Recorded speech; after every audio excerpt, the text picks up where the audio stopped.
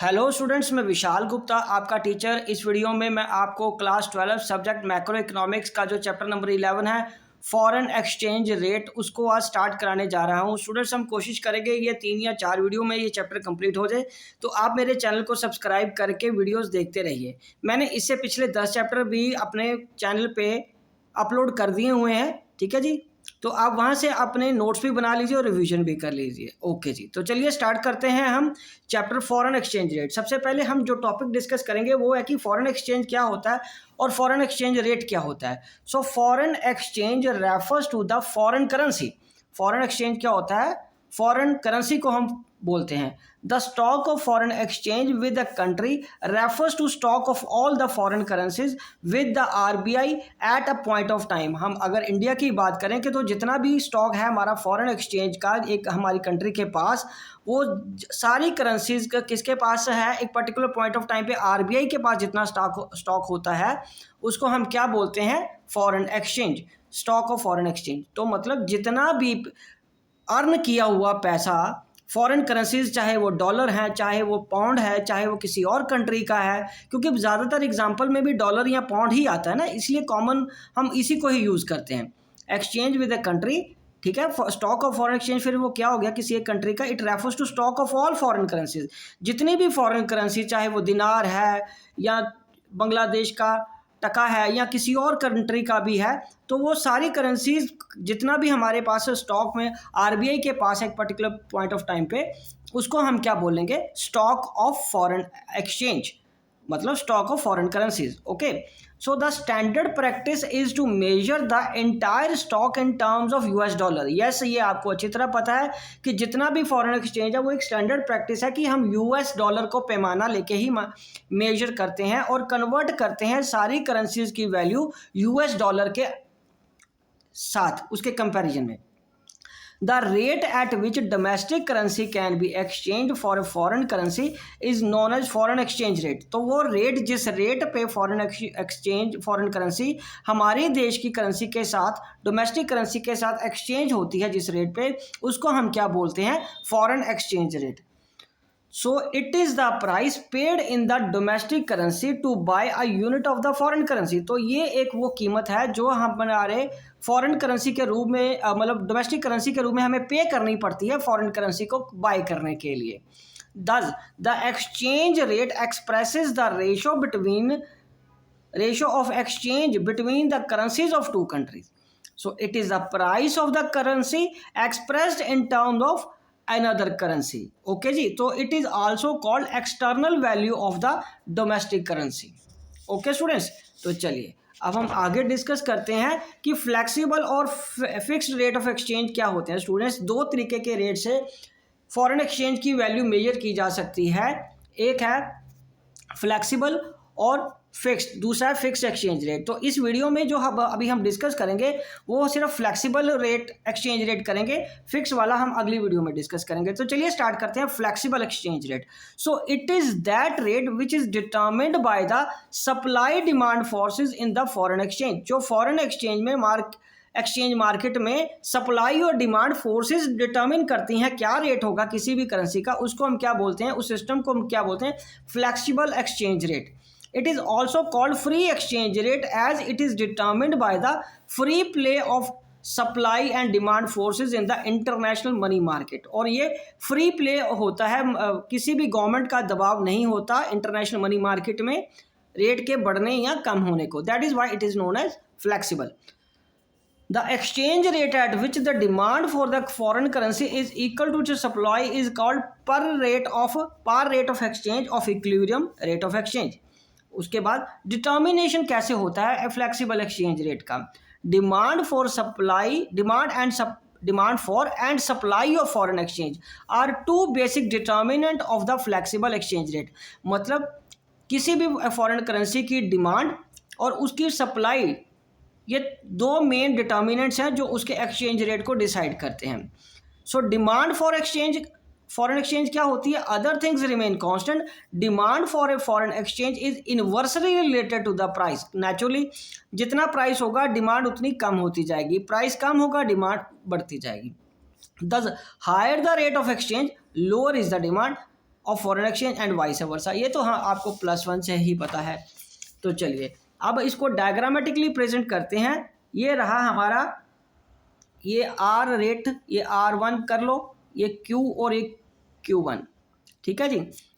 Okay, तो ये देखिए ये हमारा ओरिजिनल रेट था, ये ओरिजिनल रेट है, और ये हमारी क्वांटिटी डिमांड एंड सप्लाई की Q, ठीक है जी। और जैसे ही ये रेट R से R1 जाएगा, ऊपर जाएगा, तो इसकी डिमांड भी कम हो जाएगी, इसकी डिमांड भी क्या हो जाएगी, कम हो जाएगी। ओके जी, तो ये डिमांड कर्व है फॉरेन एक्सचेंज मार्केट की। तो चलिए अब हम आगे बात करते हैं supply of foreign exchange. So other things remain constant, supply of foreign exchange is positively related with the foreign exchange, thus the higher rate of foreign exchange higher will be the supply. मान लीजिए ये R है तो ये आपका Q है, R बढ़ा तो सप्लाई भी बढ़ जाती है, ये सप्लाई कर्व। ये तो आपको अभी +1 से ही ये भी चीज़ आपको क्लियर है कि रेट के बढ़ने से सप्लाई भी बढ़ जाती है, ठीक है जी। तो ये थे डिमांड एंड सप्लाई कर्व, ये बिल्कुल वैसी हैं जैसी आपने +1 में सीखी थी, बस यहाँ रेट की जगह फॉरेन एक्सचेंज का रेट आ जाएगा। ओके जी, चलिए उसके बाद इक्विलिब्रियम एक्सचेंज रेट कैसे आता है, par rate of exchange. So equilibrium rate PAR है, ठीक है। इक्विलिब्रियम रेट ऑफ एक्सचेंज और par rate of exchange occurs when supply of foreign exchange is equal to demand for foreign exchange. Quite obvious, ये equilibrium का हमें अब अच्छी तरह समझ आ गया है आपको +2 कि इक्विलिब्रियम कहाँ आता है, जहाँ सप्लाई और डिमांड फॉरेन एक्सचेंज की इस केस में मीट कर रही है, इक्वल आ रही है, that is known as equilibrium rate of exchange. तो यदि मैं इसकी बात करूं, ये पॉइंट ऑफ इक्विलिब्रियम है, ये रेट्स हैं, ठीक, ये ओरिजिनल रेट है, ये रेट बढ़ गया, ये रेट कम हो गया, ये ओरिजिनल क्वांटिटी है, एक क्वांटिटी बढ़ रही है, कम हो रही है, तो this is the point of equilibrium. ये डिमांड फॉर फॉरेन एक्सचेंज है और ये सप्लाई ऑफ फॉरेन एक्सचेंज है। ये कोई मुश्किल डायग्राम नहीं है, डिमांड एंड सप्लाई जहां मीट कर रही है वो पॉइंट हमने दिखाए हैं, ये आपकी बुक में भी बहुत ईजिली बने हैं। In the above figure, supply and demand are measured on x-axis, okay, and exchange rate on y-axis. ये ठीक है, ये एक तरह का कंस्ट्रक्शन लिखने जैसा ही है। So DF is the demand curve and SF is the supply curve. ये हमें पता है, ये DF है, ये SF है, ओके जी। So both these points intersect at point E. ये दोनों किस पे कट कर रहे हैं, ये पॉइंट E पे कट कर रहे हैं, okay. If the rate of exchange rises, अगर रेट राइज कर जाता है तो supply currency will exceed it's demand, तो जो सप्लाई होती है वो डिमांड से एक्सीड कर जाएगी by an amount equivalent to MN, ठीक है। किस अमाउंट से, MN से वो यहाँ तक आ जाएगी, ओके जी, ठीक है स्टूडेंट्स। तो चलिए supply being more than the demand rate of exchange will come down to OR, तो वो रेट किस पे आ जाएगा, OR पे आ जाएगा, कम हो जाएगा। On the contrary if the rate of exchange falls, अगर रेट ऑफ एक्सचेंज फॉल कर जाता है then the demand for foreign currency will be more than its supply, तो उस केस में क्या होगा, डिमांड बढ़ जाएगी सप्लाई से ज़्यादा, या जब रेट कम हो जाता है, ओके। तो demand being more than the supply rate of exchange will again rise to OR, ठीक है जी। डिमांड अगर मोर देन सप्लाई हो जाती है तो फिर रेट बढ़ जाएगा OR से, ठीक है जी। So rate of exchange will ultimately be determined at a point where demand for and supply of foreign exchange are equal. तो फिर रेट कहाँ डिटर्मिन होगा, जहाँ पे supply and demand of a foreign currency equal हो जाती है। उसके बाद है impact of change, impact of change increase और decrease in demand and supply. So increase in demand for a foreign currency occur when more of it is demanded at the existing rate price, ठीक है। So increase in demand for a foreign currency occurs when more of it is demanded, जब ज़्यादा इसको demand किया जाता है eight existing rate पे, okay. तो decrease in demand for a foreign currency occur when less of it is demanded eight existing price, ठीक है जी। ये हम आप स्टडी करें उसके चेंज आने का, इम्पैक्ट ऑफ चेंज का क्या होगा, ठीक है जी। और उसके बाद लाइकवाइज इसी तरीके से increase in supply of a foreign currency occur when more of it is supplied eight existing rate, जब वो एग्जिस्टिंग रेट से ज़्यादा पे सप्लाई किया जाता है। Decrease in supply in of an foreign currency occurs when less of it is supplied, जब less of it is supplied किया जाता है एग्जिस्टिंग प्राइस पे। तो ये 4 सिचुएशन थी, अभी इन चारों की हम एक एक करके डायग्राम बना के आपको दिखाता हूं मैं। सो impact of increase in demand for a foreign currency, demand के बढ़ने से क्या होता है।